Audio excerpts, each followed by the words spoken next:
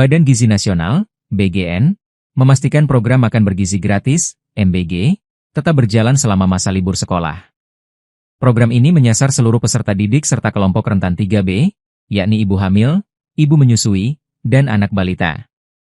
MBG merupakan program nasional Presiden Prabowo Subianto yang diluncurkan pada 6 Januari 2025 untuk menyediakan makanan sehat dan bergizi secara gratis.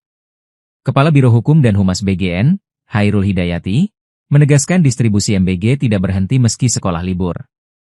Selama liburan, kelompok 3B tetap menerima MBG 6 hari dalam sepekan. Download Tribun X sekarang, menghadirkan lokal menjadi Indonesia.